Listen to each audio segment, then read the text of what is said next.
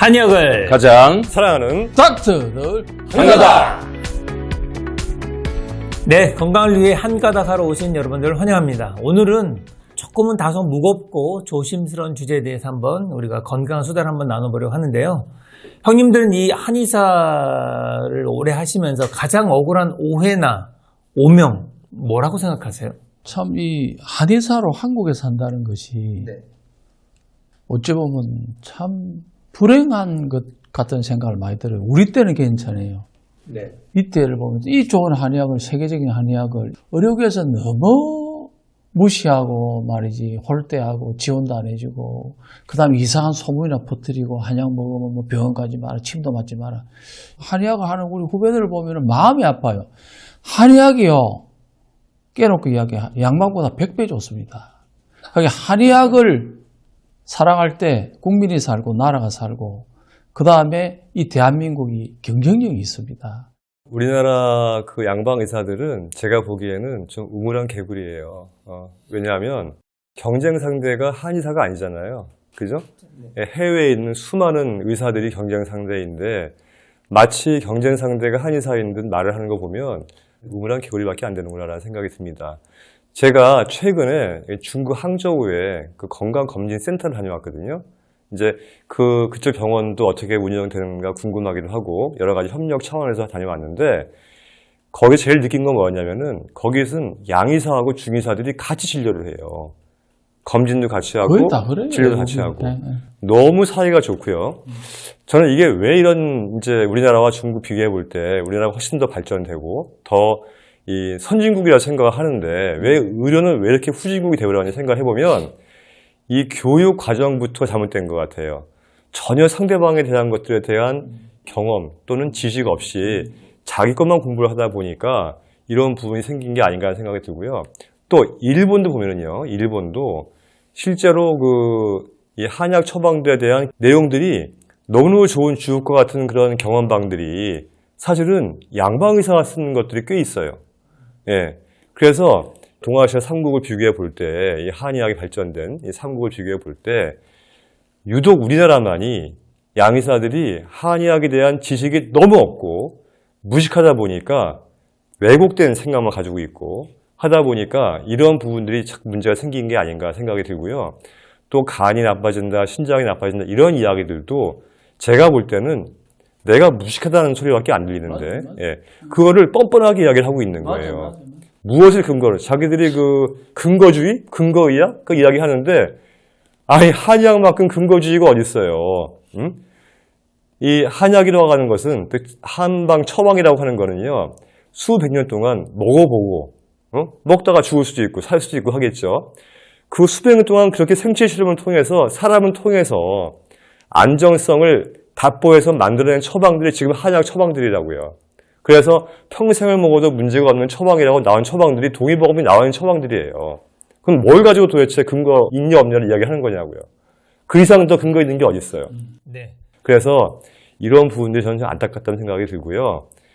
남의 학문을 왜곡하고 부정하기 전에 한번 심도 있게 한번 공부를 먼저 해봐라. 이런 말을 한번 해보고 싶습니다. 네네. 사실 저희 한가닥이 한방 N을 통해서 인사된 지 벌써 4개월, 너무 한 5개월이 됐고, 그 전부터 한의학 전문 채널 한방 N에서도 다양한 콘텐츠를 소개해 드렸었잖아요.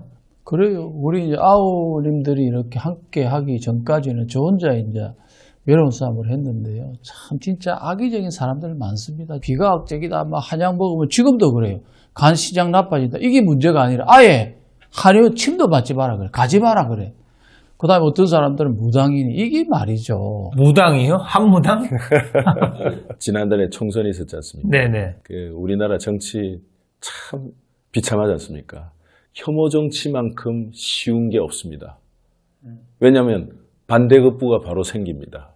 그러니까 우리 의료계에도 이런 문화가 좀 공생할 수 있고 너무나 서로 보완할 수 팽배해서 있는, 정말 그쵸? 마음이 아파요. 우리나라 전체 문화가 좀 양극화, 흑백 논리, 극단주의 이런 문화가 좀 팽배하다 보니까 서로가 공생하는 이런 자연스러운 문화가 항상 어느 분야든 좀 많이 아쉽다고 봅니다. 네, 우리가 한의학을 가장 사랑하는 닥터들 한가닥으로서 이런 얘기를 들으니까 정말 속상하고 어떨 때는 막 약간 이렇게 욱하는 네, 이게 감정이 드는 것도 사실인데요. 그래서 저희가 좀 더 열심히 콘텐츠를 잘 제작하고 잘 알려드려서 이런 오해들을 풀어드리는 게 좋겠다는 생각을 하고 있습니다. 많은 의사 선생님들 중에서 환자들의 한약 절대 먹지 마세요. 신장이랑 간이 망가집니다라는 얘기를 하는 경우가 많거든요. 그런데 우리가 사실 저희가 앞 영상에서 다뤘던 여러 가지 소염 진통제라든지 감기약이라든지 이런 것들이 오히려 잘못 복용하거나 과하게 복용하면 신장 수치에 더 안 좋고, 오히려 한약에서는 이 오장육부 중에서도 이 신장 기능을 굉장히 특히 더 강조하고 중요하게 생각하고 있잖아요. 그래, 국민들이 잘 아셔야 됩니다. 몰라서 당하는 경우가 많은데, 실험실에서 만든 약품하고 자연이 순수하게 만든 자연약품, 모든 양약은 사실 한약에서 출발이었어요. 어머니, 조상을 욕하고 부모를 욕하는 변망덕한 행위입니다. 한약을 먹지 마는 건, 양약은 독 중에 독이에요. 그들은 양약은 독이라고 양리학 시간에 첫 시간에 나와요. 배우면서 한약을 공격하고 한약을 죽이기 위한 작전을 봅니다. 한약은 독이 있으면 제독을 해요. 만병은요, 사실은 면역력 저하로 발생하기 때문에 한약으로서 옛날처럼 몸을 보강하지 않으면 만병은 생길 수밖에 없고요. 한약으로 기혈이라든가 원기 체력 회복시키는 좋은 한약이 많기 때문에 체질에 맞게 적당량을 드시게 되면요, 우리나라의 국민들이 고혈압, 당뇨, 고지혈, 치매뿐만 아니라 모든 병 예방 치료에 도움이 될 수 있기 때문에 전 국민이 한약을 애용하는 습관을 가지는 것이 굉장히 중요합니다. 근데 저도 그 양의사 선생님이 일정 부분은 경험에서 나오는 얘기들도 있어요, 사실. 근데 대부분 의사분들은 그냥 앵무새처럼 매뉴얼대로 그냥 무조건 밑도 끝도 없이 먹지 마라 이거예요. 근데 큰 종합병원이나 대학병원에는 실질적으로 한약을 먹고 간 수치가 올라가서 입원한 환자들을 일부 보다 보니까 그런 피드백을 통해서 경험상 그런 얘기는 나올 수 있다고 봅니다. 근데 그 종합병원이나 대학병원에서 간 수치가 올라가서 일부 문제가 생긴 사람들은 전문가의 조언을 듣지 않고 아무 그냥 건강식품, 한약을 베이스로 한 건강식품을 먹어서 자기 체질에 맞지 않아서 일부 이런 문제를, 그런 분들은 그런 사람들만 그 응급실에 오거나 환자를 보다 보니까 세상은 그런 좁은 시각에서 그런 사람들만 있는 것처럼 보인다는 오해가 생길 수도 있겠다라는 느낌은 들어요. 실제로 우리가 1992년도에 벨기에에서 그런 일이 있었어요. 다이어트 환자들한테 쓰다가 갑자기 급성 신손상이 오게 된 케이스가 있었죠. 보고 사례입니다. 그래서 확인해 봤더니 거기에 이제 광방기라는 약재가 들어가 있어서 그게 이제 급성 신손상을 일으켰다라고 해서 문제가 됐던 게 있었는데, 실제로 그런 문제가 되는 그런 광방기들은 현재는 식약처에서 그런 신손상이나 간 손상을 일으킬 수 있는 여지가 있는 약들은 다 들어오지 않게 철저한 관리를 통해서 하고 있기 때문에 그런 개념을 아마 잘 모르셨던 것 같고요. 또 하나는 우리가 이제 한약재, 아마 아까 좀 전에 우리 방 원장님 얘기하셨듯이 한약재가 그냥 똑같지 않고요. 의료용 한약재와 일반 소비자 한약재, 그러니까 똑같은 환기여도 의료용 한약재로 쓰이게 될 때는요, 굉장히 규제와 조건들이 까다롭게 해서 허용되는 겁니다. 농약 이런 네, 것도 완전히 철저히 그게 걸리지 않으면 한의원에 공급되지 네, 않아요. 그래서 식용으로 환기, 여러분들 우리 왜 여름에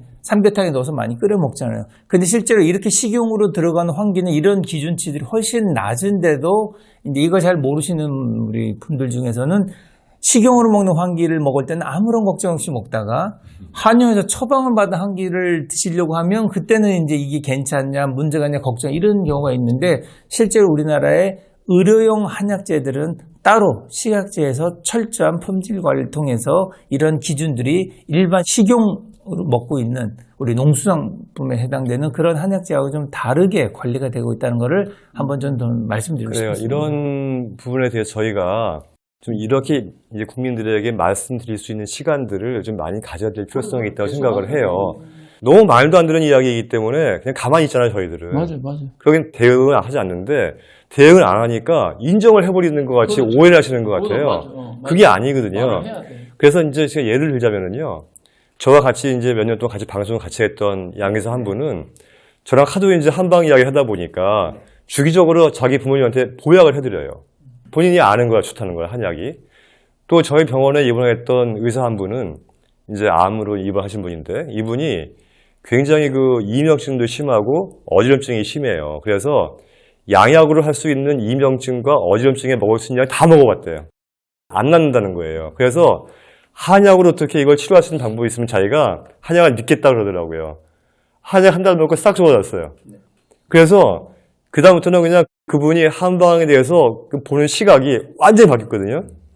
이런 것들을 봤을 때는 무조건 배척하거나 하지 마시고 한번 도대체 이 한방이 뭐길래 이렇게 국민들이 좋아하고 사랑하고 하는 부분이 있는지에 대해서 한번 경험도 해보시고 한번 이야기도 한번 해보시고 이런 것들이 좀 많았으면 좋겠다는 생각이 듭니다. 그리고 해독 환자들 중에 해독 초기에 실질적으로 간 수치 올라가는 환자들이 꽤 있어요. 자, 그러면 그게 왜 그러냐? 해독을 하게 되면 온몸의 조직과 장기, 지방세포에 갇혀있던 독소가 한꺼번에 막 흘러나오거든요. 그 흘러나온 것들은 간에서 처리가 되어서 콩팥으로 나가는 이 과정을 거쳐야 되기 때문에 해독 초기에 간 수치가 일시적으로 올라갈 수 있습니다. 자, 그런데 이것은 내 몸이 좋아지기 위해서, 그러니까 대청소를 하려면 먼지가 펄펄 날리는 그 과정이 거쳐져야 그 다음 단계로 이제 좋아지지 않습니까? 네. 이 과정을 이제 그렇게 오인하는 경우가 있죠. 치료 과정에서 일시적으로 몸이 좋아지기 과정에서 그런 수치가 올라가고, 그래서 우리는 해독할 때 한 달 이내에는 절대 혈액 검사 하지 마라. 만약에 하더라도 수치가 그거는 좋아지기 위한 과정에서 일시적으로 올라갈 수 있으니까 놀래지 마라. 미리 고지를 하는 거죠. 그렇죠. 그렇죠? 네. 근데 그런 분들이 먼지 막 펄펄 터니까 일시적으로 수치가 올라가다가 나중에는 훨씬 더 뚝 떨어지는 과정을 대부분 거치거든요. 그러니까 치료 과정에서 생기는 일시적인 수치 증가를 가지고 또 왈가왈부해서는 안 된다. 이 얘기도 꼭 말씀드리고 싶습니다. 네, 그리고 또 가끔 우리가 억울한 것 중에 하나가 한의학은 비과학적이다. 의료기준을 못 쓰게 하고 이런 경우가 있는데 저희가 안 쓰고 싶어서 안 쓰는 게 아니지 않습니까? 그런데 쓸 수 있으면 쓰면 좋은데 그 진단기기라는 게 그 사람의 병을 진단하는데 몇 프로나 알 수 있는 기기일까요? 암 조직을 잡아낸다고 하는 PET-CT도 0.7cm 정도는 돼야 이게 잡아낼 수 있다고 하는데 그럼 그 이전 건 어떻게 해요? 진단기기라는 게 물론 이제 우리가 못 쓰는 부분이 있어서 속이 상하긴 하지만 또 한편으로는 진단기기가 과연 그 사람의 질병을 어느 정도 알 수 있는 부분이 있는가에 대해서는 또 퀴즈 마크가 있단 말이에요. 맞아. 그래서 이 한의학에는 일본에서는 미병이라고도 하고 중국에서는 아궁각이라고 하는데 검사상으로는 나오지 않지만 본인은 굉장히 괴로운 상태. 이런 경우는요, 한의학이 아니면 해결할 수가 없어요. 그래서 이제 여러분들이 이걸 잘 좀 이렇게 참고하셔서 한의학이 무수성이라는 것이 여러 방면에 걸쳐 있구나라는 것을 알았으면 좋겠습니다. 그 이 원장이 이야기했듯이 간도 우리 간 검사하잖아요. 한 3-4가지 하죠. GOT-GPT하고 감마-GP 하는데 간의 효소가 3,000개가 넘어요. 그중에 3-4개 가지고 간을 본다는 것은 부분을 통해서 전체를 볼 수가 참고를 할 뿐인데 그게 전부가 아니에요. 그런데 이제 한방은 전체를 좋게 하기 때문에 한방과 양방의 장단점은 있어요. 그런데 이제 국민들한테 공정하게 평가하도록 해야 되고 국민들이 판단하게 해야 되는데 대한민국은 봐봐요. 의사들이 힘이 좋아서 그런지 모든 걸 의사들이 지고 있다 보니까 판단도 그 사람들이 다 하고 의료기 뭐 보험하는 거 그 다음에 그 외에 그 다음에 검사도 양의는 모든 기기나 검사 치료를 보험을 거의 적용을 해요. 몇 천만 원까지도. 한의원에는 기기 사용은 고사하고 보험 적용도 거의 안 하고 있어요. 이게 왜 그러냐니까 극단적으로 지금 우리나라 구조가 한 의사가 15만 명이고 한의사가 지금 한 3만 명쯤 되잖아요. 그러면 구조를 볼 때는 한 20-30% 지원을 해줘야 되는데 지금 구조적으로 보면요. 거의 뭐 95대 5 정도. 그래서 이 방송을 통해서 국민들이 요구해야 됩니다. 국민들이 왜 한방은 고혈압, 당뇨, 고지혈, 치매암을 검사하고 약 먹고 왜 보험을 안 해주느냐 해서 공조는 그게 민주주의 아니에요. 민주주의에 머릿수만큼 혜택을 주고 좋은 거는 권장을 하고 똑같이 6년제 나와가지고 인터넷이 다 해갖고 왜 이렇게 불합리하고 불공정하고 이런 불공평한 이런 게 있을 수 있습니까? 의료 쪽이 이거 바꿔야 됩니다. 네, 그래도 최근에는 또 우리 뭐 아시겠지만 이제 초음파 진단기기도 사용할 수 있고 점점 약간의 우호적인 분위기가 좀 만들어지는 시도가 지금 되고 있는 건 저희가 감지할 수는 있습니다. 그래서 이 한의학에 대한 애정과 응원의 목소리를 내주신 분들도 점점점 많아지고 있어서 그나마 정말 다행이라고 생각하고 있는데요. 저희도 더 많은 분들이 더욱 신뢰할 수 있도록 다 같이 노력하고 더 공부하고 여러분들에게 하나씩 알려가도록 하겠습니다. 자, 오늘은 한의학의 이 오명에 대해서 한번 얘기를 나눠봤는데요. 얘기를 나눠보니까 다들 좀 이렇게 좀 열받지. 옳거겠습니다. 네. 자, 또 그러나 우리는 냉정하게 그렇지. 객관적으로. 객관적으로 앞으로 이런 부분들에 대해서 하나하나 우리가 해소시켜 나가면 된다고 생각합니다. 자, 저희를 통해서 듣고 싶은 건강한 수도가 있다면 댓글로 남겨주시기 바랍니다. 여러분 모두 건강으로 합시다.